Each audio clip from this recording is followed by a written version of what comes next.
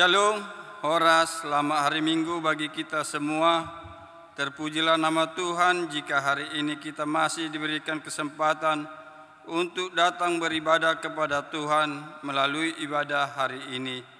Oleh kasih dan kuasa-Nya sematalah yang menolong kita untuk bisa ada seperti sekarang, dan kita percaya bahwa Ia setia mengasihi serta menuntun kehidupan kita dalam berbagai kejadian sepanjang waktu. Dalam rasa syukur kepada-Nya, marilah beribadah dan mohonkanlah Roh Kudus dalam ibadah ini. Kita berdoa dalam hati masing-masing. Saat teduh dimulai.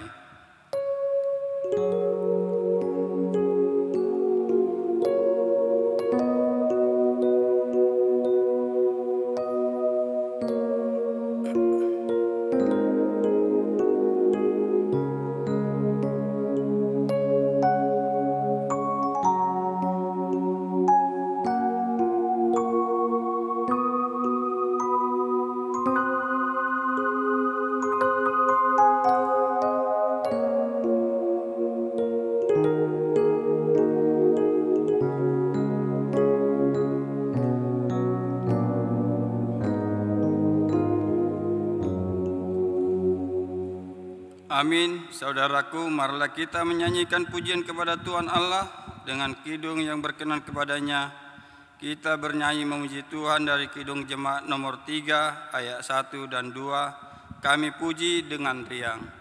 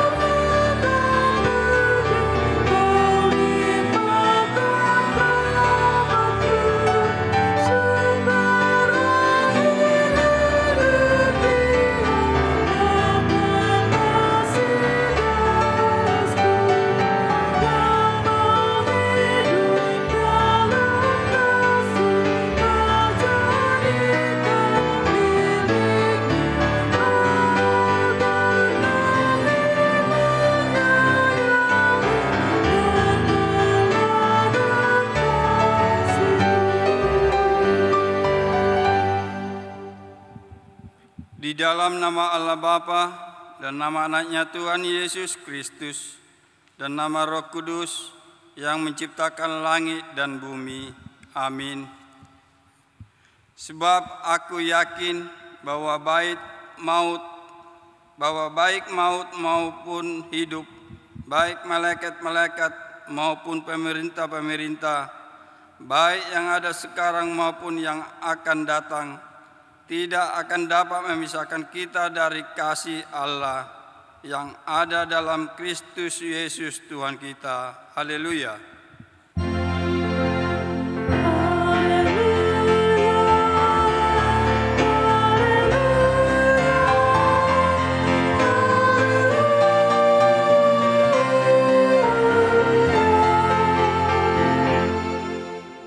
marilah kita berdoa. Ya Tuhan Allah yang Maha Kuasa, Engkau adalah sumber penghiburan bagi orang yang berduka cita, dan Engkau adalah sumber kekuatan bagi yang lemah. Kasihanilah kami, tataplah orang yang berduka cita dan yang kena pencobaan. Dengarlah jeritan mereka dan bebaskan mereka dari penderitaannya, supaya mereka melihat dan mengenal bahwa Engkau adalah pertolongan, perlindungan dan pemeliharaan pada waktu penderitaan. Di dalam Yesus Kristus Tuhan kami. Amin.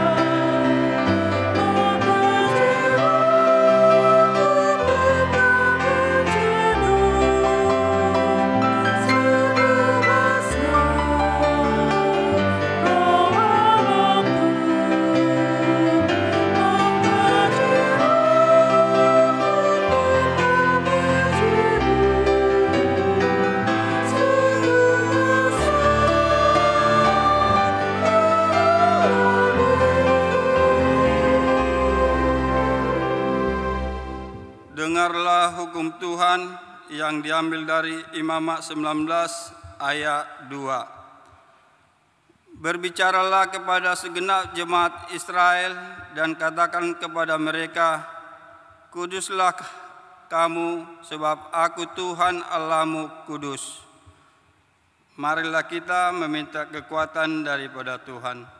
Ya Tuhan Allah, kuatkanlah kami melakukan yang sesuai dengan hukum-Mu. Amin.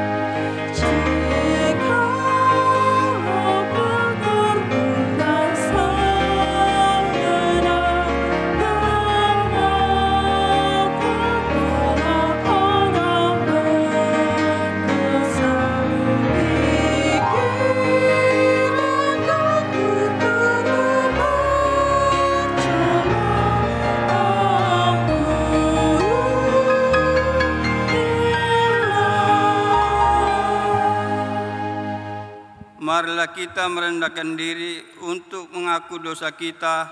Mari kita berdoa. Ya Tuhan Allah, Bapa Tuhan kami Yesus Kristus, Engkaulah Allah yang Maha Kuasa, pencipta segala sesuatu. Engkau adalah adil menghakimi semua orang. Kami datang ke hadapan-Mu mengaku segala dosa kami yang kami lakukan karena melanggar hukum-Mu, baik melalui perkataan kami yang tidak benar, maupun karena nafsu keinginan duniawi yang selalu mempengaruhi kami. Kami patut mendapat murka Tuhan akibat dosa kami itu, tetapi Engkau adalah Tuhan pengasih dan penyayang. Kasihanilah kami, ampunilah segala dosa-dosa dan kesalahan kami di dalam anak-Mu Tuhan Yesus Kristus. Karuniakanlah kami Roh Kudus, agar kami setia mengikuti Engkau di dalam kebenaran dan kekudusan, dan memperoleh hidup yang kekal yang Tuhan janjikan bagi setiap orang yang percaya kepada anak-Mu, Yesus Kristus dan Juru Selamat kami. Amin.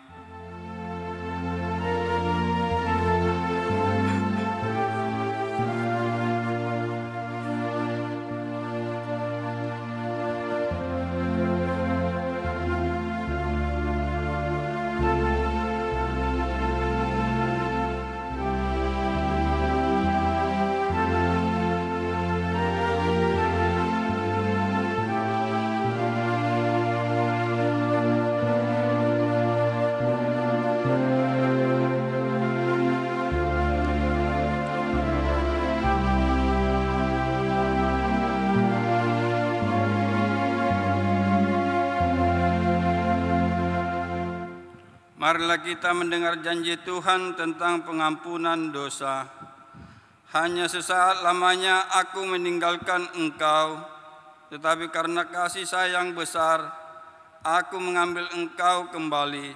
Dalam murka yang meluap aku telah menyembunyikan wajahku terhadap engkau sesaat lamanya. Tetapi dalam kasih setia abadi, aku telah mengasihani engkau. Firman Tuhan penebusmu. Kemuliaan bagi Allah di tempat yang maha tinggi. Amin.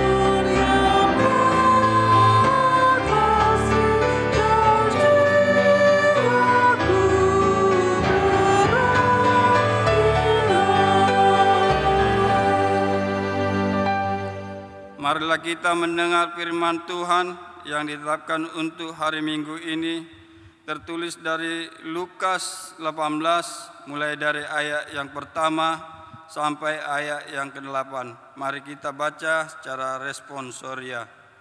Perumpamaan tentang hakim yang tak benar.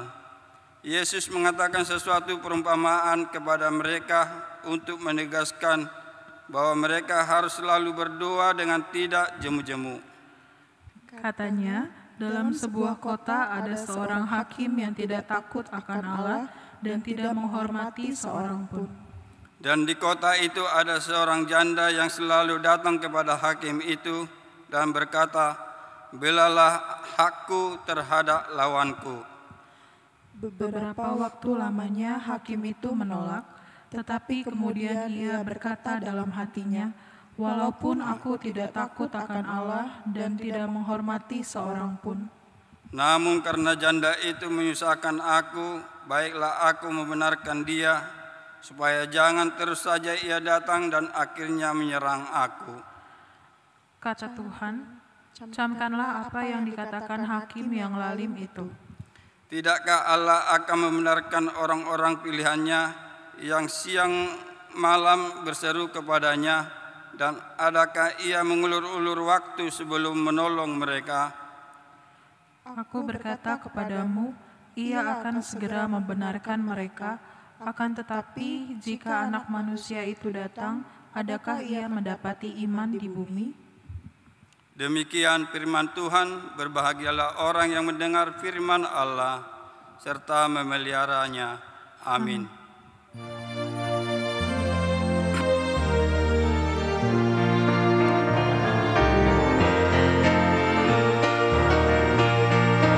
Hidup kita yang benar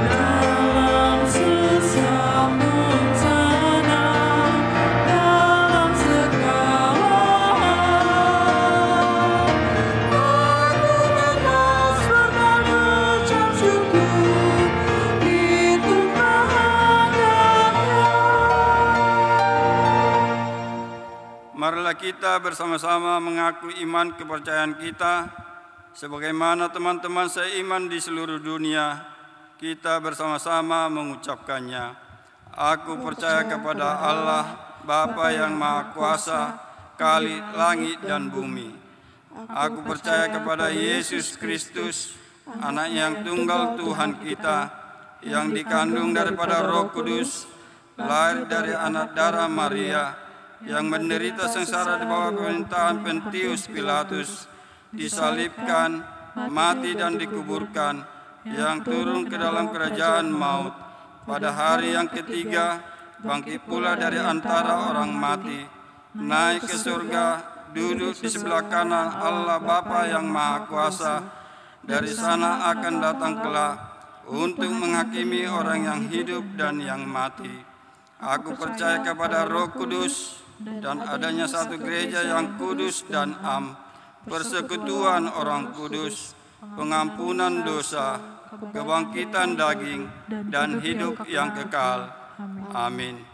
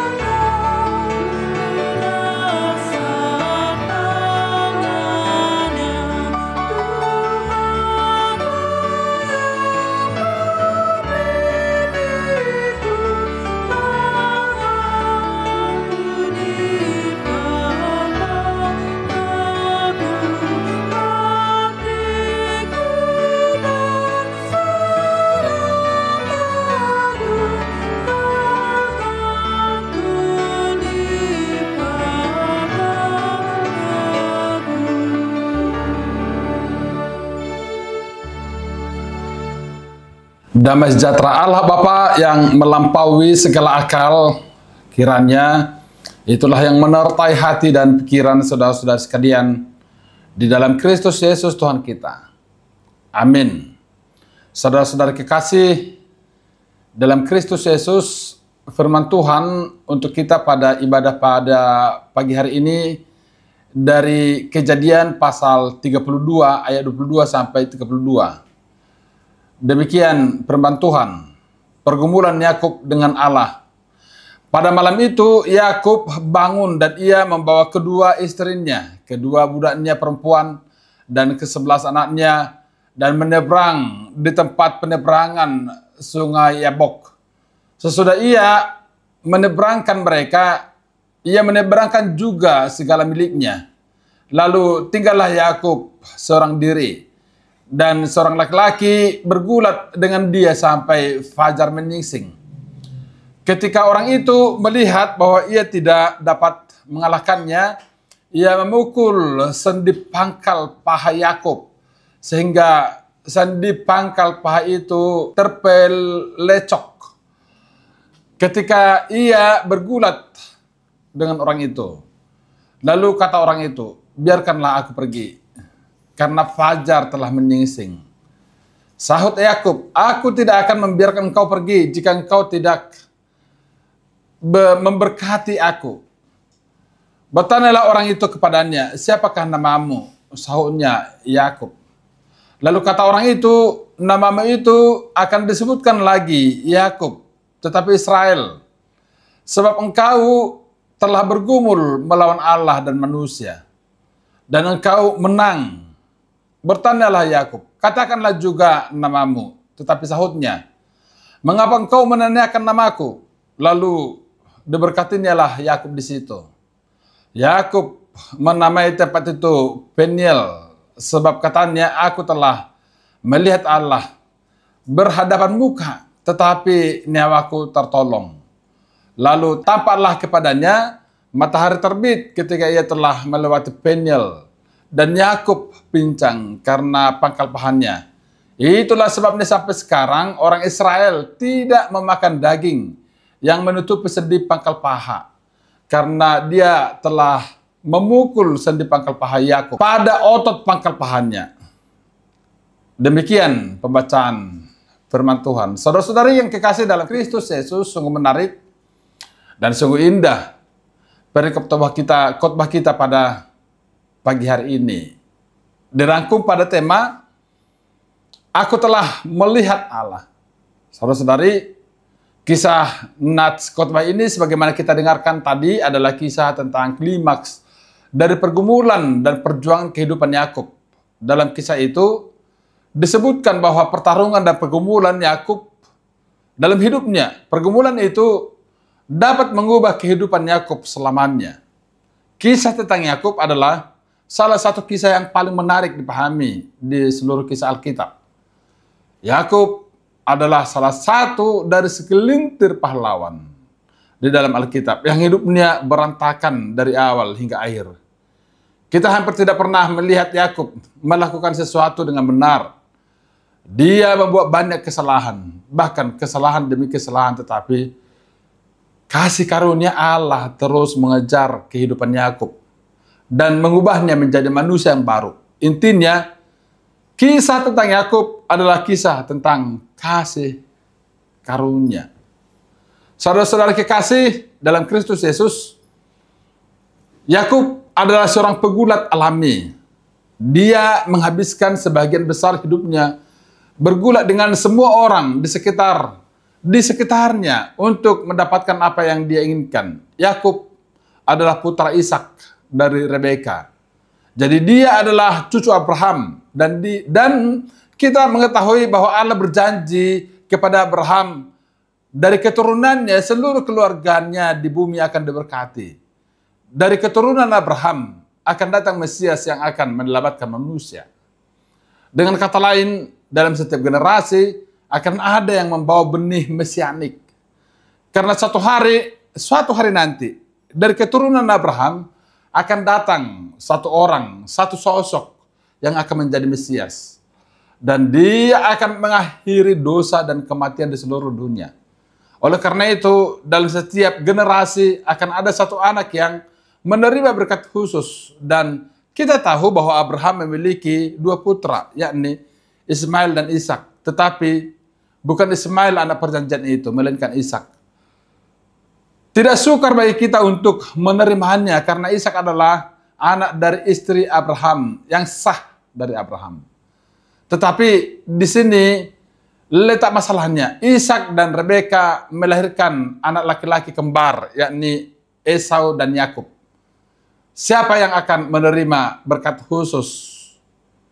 Saudara-saudari, secara budaya memang anak yang keluar lebih dulu itu anak sulung yang akan mewarisi berkat kesulungan, dan Esau adalah anak sulung. Tetapi kemudian sesuatu yang aneh terjadi, seolah-olah Yakub tahu bahwa pentingnya menjadi anak sulung. Yakub keluar sambil memegang tumit Esau.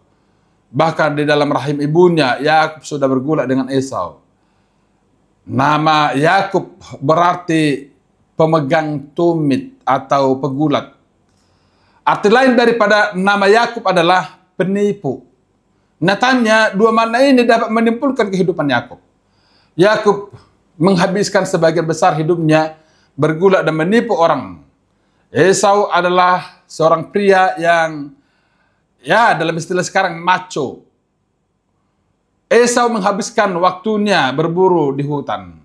Sementara Yakub adalah seorang anak yang dibesarkan oleh dan berada dalam asuhan ibunya. Dia hanya menghabiskan waktunya bersama ibunya di rumah. Dan Yakub tahu bahwa ayahnya lebih mengasihi Esau daripada dia. Jadi ketika saatnya tiba bagi Ishak untuk memberikan berkat kesulungan itu kepada Esau, Yakub berpura-pura menjadi Esau. Dan dengan demikian, Yakub mencuri identitas dan berkat Esau. Dan ketika Esau mengetahuinya, Esau marah dan dia ingin membunuh Yakub. Kemudian Yakub lari ke rumah pamannya Laban untuk bersembunyi dari Esau. Saudara-saudari, di Kejadian 32:20 teks kita ini 20 tahun telah berlalu sejak Yakub meninggalkan rumah. Allah menampakkan diri kepada Yakub dalam mimpi dan berkata kepada Yakub untuk kembali ke tanah kelahirannya. Yakub taat atas perintah Allah, namun ada suatu masalah. Namanya adalah Esau. Terakhir kali Yakub meninggalkan rumah, Esau ingin membunuh Yakub. Dan sekarang dengan pulang ke rumah, Yakub harus menghadapi mimpi buruk terbesarnya, yakni Esau. Yakub berpikir bahwa akan lebih baik untuk memberitahu Esau terlebih dahulu tentang kedatangannya. Jadi Yakub mengirim utusan kepada Esau. Ketika utusan itu kembali, dia memberitahu Yakub bahwa Esau akan datang untuk menemui dia. Kemudian Yakub menjadi sangat takut dan tertekan. Dia putus asa. Dan untuk pertama sekali dalam hidupnya, Yakub berdoa kepada Allah meminta perlindungan. Dan malam sebelumnya dia bertemu dengan Esau. Yakub menyuruh keluarganya menyeberangi sungai terlebih dahulu. Dan dia tinggal di sisi lain daripada sungai itu sendirian. Saudara-saudari yang berikut, 4 hal yang terjadi dalam kisah ini, dalam khotbah kita ini, dari penjelasan tadi. Yakni pengejaran, pertarungan, pukulan, dan berkat. Saudara-saudari, pengejaran, lalu tinggallah Yakub seorang diri. Ayat 24. Dan seorang laki-laki bergulat dengan dia sampai fajar menyingsing. Seorang pria muncul dan bergulat dengan Yakub. Pertanyaannya adalah, siapa pria itu? Ialah yang tidak lain adalah Allah yang mengambil wujud manusia. Dan ini menjelaskan mengapa dia harus pergi saat fajar tiba. Karena kita tahu bahwa tidak ada yang bisa melihat wajah Allah dan hidup. Dan bahkan Yakub sendiri berkata bahwa orang ini adalah Allah. Kejadian 32 ayat 30. Yakub menamai tempat itu Peniel. Sebab katanya, aku telah melihat Allah berhadapan muka, tetapi nyawaku tertolong. Jadi sangat jelas bahwa orang yang bergulat dengan Yakub adalah Allah. Tetapi mengapa Allah melakukannya di malam itu kepada Yakub? Alasannya ialah Allah sedang mengejar Yakub. Sebelum pertemuan ini, Yakub tahu bahwa Yakub tahu banyak tentang Allah. Yakub mendengar cerita tentang Allah dari kakeknya Abraham dan ayahnya Ishak. Sepanjang kehidupan Yakub, sebelum ini Yakub menyebut Allah sebagai Allah Abraham dan Ishak. Dan tidak hanya itu, Yakub juga mengetahui janji Allah untuk hidupnya. Allah menunjukkan janjinya kepada Yakub melalui mimpi. Yakub tidak hanya tahu tentang Allah, dia tidak hanya tahu janji Allah, Yakub juga mengalami berkat Allah. Allah memberikan dia keluarga dan kekayaan. Tetapi ada satu hal lagi yang tidak dimiliki Yakub. Yakub tidak memiliki hubungan pribadi yang dekat dengan Allah. Yakub mengalami berkat-berkat Allah, tetapi dia tidak pernah mengalami Allah. Saudara-saudari, pada malam tergelap dalam hidupnya, sesuatu yang tidak terduga terjadi. Yang Yakub inginkan adalah agar Allah melindungi dia dari Esau. Ini doa Yakub, tetapi Allah memberikan Yakub jawaban atas doa Yakub untuk perlindungan adalah pertandingan gulat. Allah menerang Yakub. Allah ingin bergulat dengan Yakub. Saat-saat terlemah dan paling rapuh, Allah menyerang Yakub. Inilah yang terjadi karena yang Yakub inginkan adalah perlindungan dari Esau, tetapi yang Allah inginkan adalah Yakub. Ini memberikan pemahaman bahwa ada saatnya Allah akan menyerang kita. Ada kalanya Allah menjawab doa kita dengan jawaban yang aneh, yakni pertarungan. Dan Allah tidak bertarung dengan kita untuk membunuh kita. Dia bertarung dengan kita untuk memberkati kita. Yakub berpikir apa yang dia butuhkan adalah perlindungan Allah dari Esau, tetapi Allah tahu yang dia butuhkan. Yang dibutuhkan Yakub pada akhirnya adalah Allah sendiri yang dibutuhkan Yakub. Dan Allah sengaja bergulat dengan Yakub. Allah mengejar Yakub, dan Allah yang sama sedang mengejar banyak dalam diri Yakub ya terutama juga Allah mengejar banyak hal dalam diri kita, dari diri kita, dari diri Anda hari ini. Ini pengalaman yang luar biasa bersama dengan Allah. Yang kedua, pertarungan. Yakub dengan Allah bergulat sepanjang malam. Pergulakan Yakub dengan Allah adalah, ini bukan pertarungan yang main. Ini adalah pertarungan antara hidup dan mati. Dan inilah yang menarik. Yakub menghabiskan hidupnya bergulat untuk mendapatkan apa yang diinginkannya. Dia bergulat dengan Esau. Dia bergulat dengan Laban. Dia bergulat dengan istrinya. Dan Yakub selalu menang. Dia mungkin mengalami kekalahan untuk sementara, tetapi pada akhirnya dia akan mendapatkan apa yang dia inginkan. Gulat adalah perumpamaan hidup Yakub. Dan sekarang Allah datang dan bergulat dengan Yakub. Namun ini berbeda. Yakub tidak bisa menang. Tidak peduli seberapa keras dia berusaha dan dia tidak bisa mengalahkan musuhnya. Tetapi yang membuat heran bukanlah karena Yakub tidak bisa menang, tetapi karena Allah terus bergulat dengan Yakub sepanjang malam. Mengapa Allah melakukannya? Karena Allah mengetahui bahwa Yakub tidak pernah tahu siapa Allah sampai dia melawan Allah dengan seluruh kekuatannya dan menjadi sangat frustasi karena ketidakmampuan. Dia ketidakmampuannya untuk mengalahkan Allah. Dari pergumulan Yakub dengan Allah, kepada kita diberi pemahaman bahwa satu-satunya cara kita bisa mengalami betapa manis dan indahnya kasih karunia Allah adalah ketika kita bergulat dengan Dia sepanjang malam. Saat kita melawan Dia dengan seluruh kekuatan kita, tetapi kita tidak bisa menang. Ketika kita frustasi, kecewa, dan lelah, ketika kita mencoba semua yang telah kita bisa, tetapi tidak ada yang berhasil, baru kita akan menyadari siapa yang sebenarnya sedang bergulat dengan kita. Kita tidak dapat mempelajari ini melalui khotbah. Ini adalah pelajaran yang datang melalui frustasi dan kelemahan dan penderitaan kita. Allah dalam kasih karunia-Nya dengan sengaja menjadikan dirinya musuh Yakub dan bergulat dengan Yakub sepanjang malam untuk menunjukkan ini.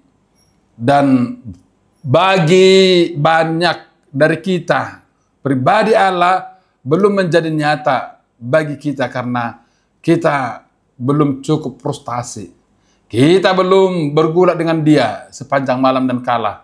Tetapi Allah dalam kasih karunia-Nya akan datang menerang saya, menerang Anda, menerang kita semua. Saat itulah, dan hanya pada saat itulah, kita akan mengetahui siapa Allah yang sebenarnya. Yang membawa saya ke poin yang berikutnya. Yang ketiga, pukulan. Kejadian 32 ayat 25 sampai 26. Ketika orang itu melihat bahwa ia tidak dapat mengalahkannya, ia memukul sendi pangkal paha Yakub. Sehingga sendi pangkal paha Yakub terpelecok ketika ia bergulat dengan orang itu. Lalu kata orang itu, biarkanlah aku pergi karena fajar telah menyingsing. Sahut Yakub, aku tidak akan membiarkan kau pergi jika engkau tidak memberkati aku. Setelah bergulat sepanjang malam, Allah melihat bahwa Yakub tidak mau menyerah. Jadi Allah menggunakan sebagian kecil dari kekuatan yang sebenarnya. Allah menyentuh Yakub dan pinggul Yakub terkilir. Artinya Allah membatasi dirinya sepanjang malam. Dia ingin Yakub mengalami frustasi, bergulat dengan dia sepanjang malam.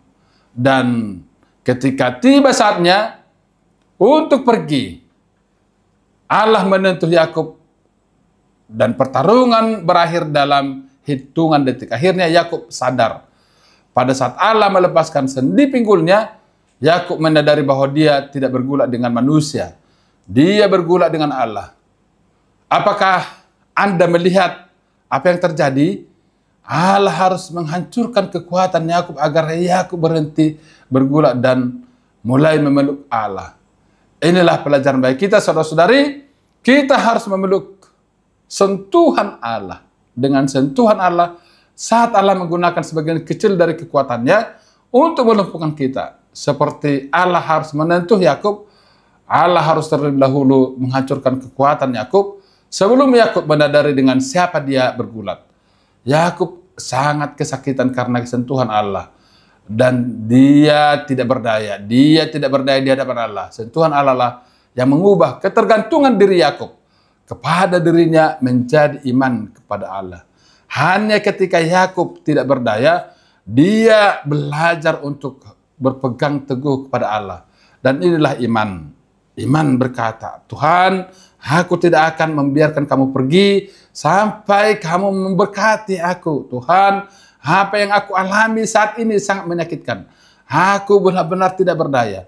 Aku tidak mempunyai tempat lain untuk pergi. Engkau adalah satu-satunya harapanku dan aku tidak akan melepaskanmu.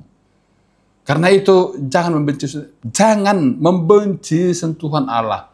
Jangan meremehkan rasa sakit dan penderitaan. Karena di dalam rasa sakit dan penderitaan kita belajar untuk berpegang teguh kepadanya. Yang keempat, berkat. Ayat 27 sampai 32. Setelah Allah melihat respon Yakub, Allah berkata, siapakah namamu? Harap dicatat bahwa Allah mengetahui nama Yakub. Allah sebenarnya mengetahui itu. Allah mengenal Yakub lebih daripada Yakub mengenal dirinya sendiri. Jadi ketika Allah menanyakan nama Yakub, Allah tidak mencari informasi baru. Allah ingin Yakub mengetahui siapa Yakub sebenarnya. Dan Yakub menjawab, namaku Yakub. Ingat saudara-saudari, bertahun-tahun yang lalu Ishak bertanya kepada Yakub, siapa namamu? Dan Yakub menjawab, engkau Esau, anak sulungmu. Aku Esau, anak sulungmu. Tetapi sekarang di hadapan Allah, Yakub tidak bisa lagi berpura-pura. Yakub tidak bisa lagi bersembunyi. Dia sudah tidak lagi berdaya untuk melakukannya. Jadi dia mengaku, aku Yakub, aku telah bergulat sepanjang hidupku untuk mendapatkan apa yang aku inginkan, tetapi aku tidak mampu lagi. Aku Yakub, seorang penipu. Dan ketika Yakub mengakui siapa dirinya, Allah tersenyum dan berkata, mulai sekarang kamu bukan Yakub lagi. Kamu bukan lagi penipu, tetapi kamu adalah Israel. Karena kamu telah bergumul dengan Allah dan manusia, dan kamu menang. Dan Allah memberkati Yakub. Yakub akhirnya menerima berkat itu yang telah dia cari sepanjang hidupnya. Saudara-saudari, yang menarik, Allah memberikan Yakub identitas yang baru. Sejak saat itu, Yakub akan dikenal sebagai Israel. Artinya, dari Israel secara harfiah adalah Allah bertarung. Namun yang menarik bukanlah nama baru itu sendiri, melainkan alasan atas nama baru itu. Allah memberikan Yakub nama baru karena Yakub bergumul dengan Allah dan menang. Allah berkata, Yakub, kamu telah bergulat sepanjang hidupmu. Kamu telah menipu orang-orang untuk mendapatkan apa yang kamu inginkan. Kamu mampu dan bergulat, tetapi sekarang kamu tidak berdaya di hadapanku. Aku telah melumpuhkanmu, tetapi aku akan memberimu hadiah. Aku akan memanggilmu orang yang bertarung dengan Allah dan menang. Saudara-saudari, yang terakhir, inilah pesan daripada nats khotbah kita ini ketika di rangkuman tema, aku telah melihat Allah. Oleh karena itu, beberapa pesan yang dapat kita tarik dan hikmat bagi kita hari ini dari khotbah ini. Yakni yang pertama, Yakub memenangkan pertarungan dengan cara kalah dalam pertarungan. Ada pertarungan yang hanya bisa kita menangkan dengan kekalahan. Dan Yakub melakukannya. Yakub kalah dalam pertarungan, tetapi Allah menyatakan dia sebagai pemenang. Karena dengan kalah dalam pertarungan, yang terpenting dalam hidupnya, Yakub memperoleh sesuatu yang tidak ia miliki sebelumnya. Yakub menerima berkat Allah yang sesungguhnya. Dan berkat Allah tidak datang dalam paket kesehatan dan kekayaan. Yakub kehilangan sebagian besar kekayaannya kepada Esau. Dan sejak hari itu Yakub pincang. Perumpamaan Yakub dengan Allah meninggalkan bekas yang permanen dalam kehidupan Yakub. Dia pincang selamanya tetapi Yakub adalah pemenang. Mengapa? karena dengan kalah dalam pertarungan, Yakub menerima berkat terbesar yang diterima manusia. Yakub mendapatkan Allah, berkat yang pada akhirnya dibutuhkan Yakub bukanlah perlindungan, tetapi perlindungan dari Esau. Bukanlah kasih Rahel ataupun pengakuan Ishak. Yang akhirnya dibutuhkan Yakub adalah pribadi Allah itu sendiri. Dan inilah kemenangan kisah Yakub, adalah kasih Allah yang mengejar Yakub. Ini adalah kisah tentang kasih karunia. Allah tidak akan membiarkan Yakub menang apapun harganya. Allah menerang dan melumpuhkan Yakub, dan dia melakukan semuanya itu dengan satu tujuan, karena Allah ingin memberkati Yakub dengan berkat yang terbesar. Allah ingin memberikan Yakub, Allah ingin sebuah cerita yang sangat indah dengan Yakub.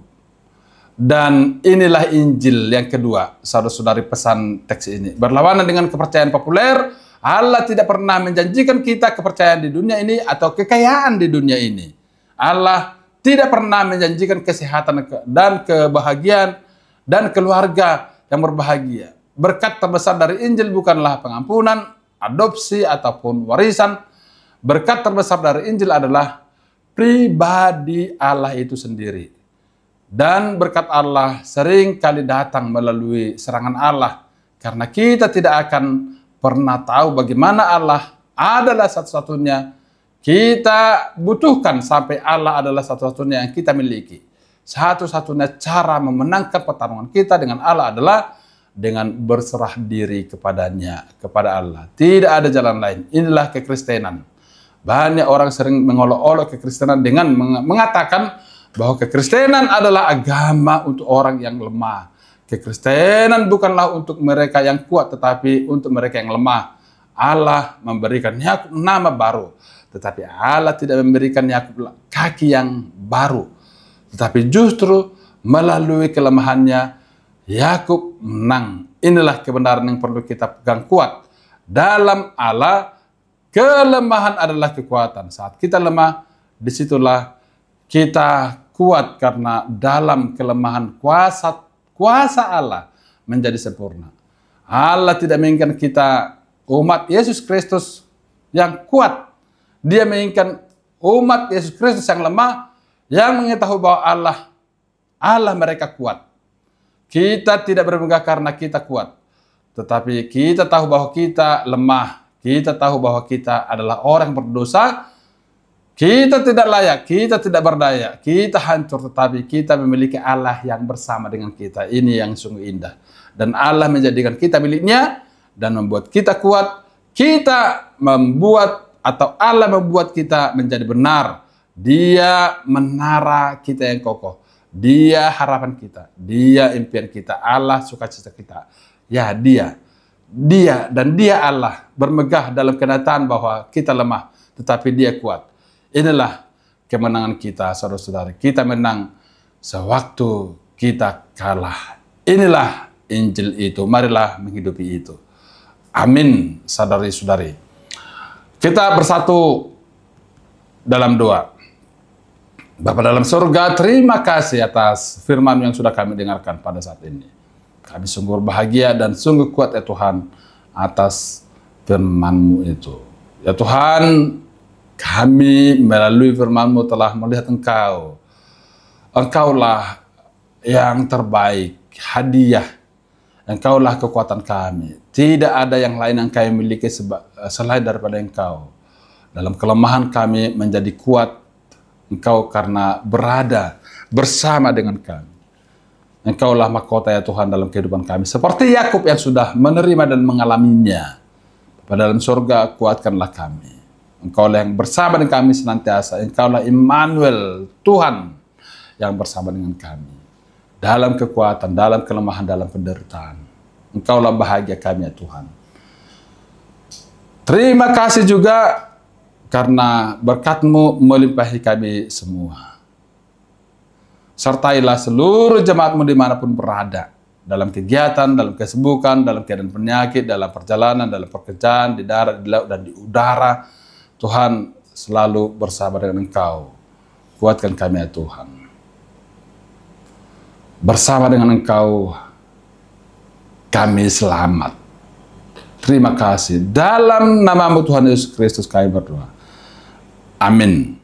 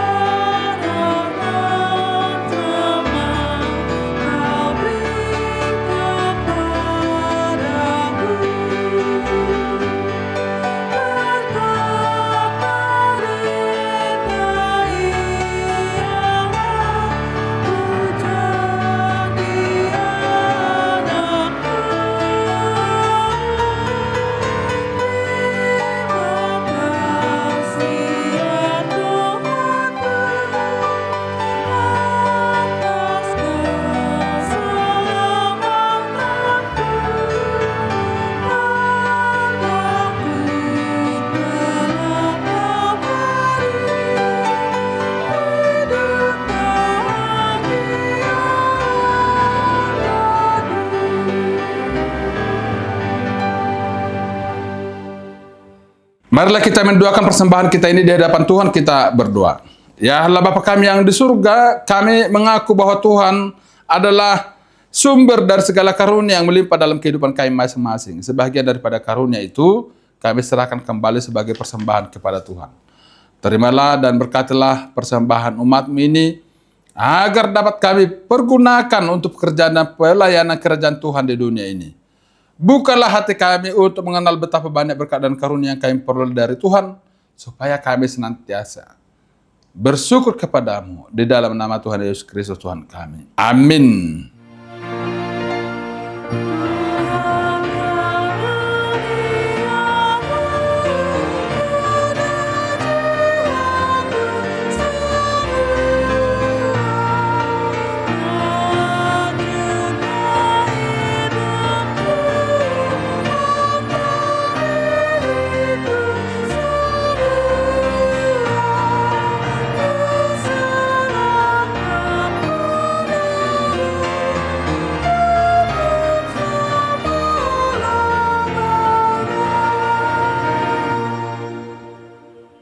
Bapa kami yang di sorga, dikuduskanlah nama-Mu, datanglah kerajaan-Mu, jadilah kehendak-Mu, di bumi seperti di sorga. Berikanlah kami pada hari ini makanan kami yang secukupnya.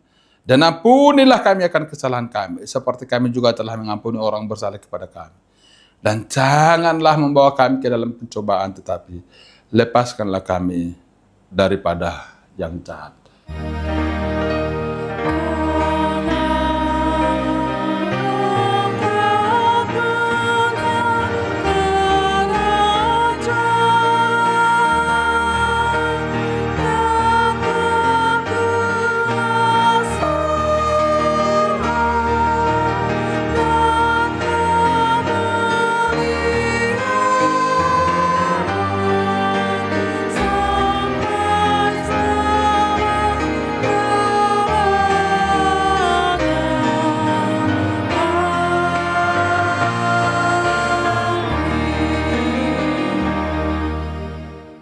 Terimalah berkat dari Tuhan dan pulanglah di dalam damai.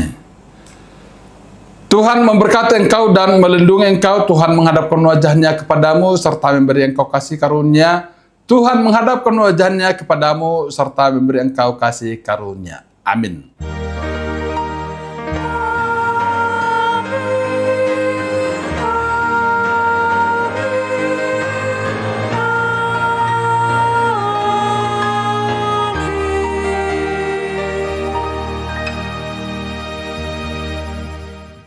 Salam saudara-saudari, tetaplah semangat dan bertekunlah dalam doa. Horas.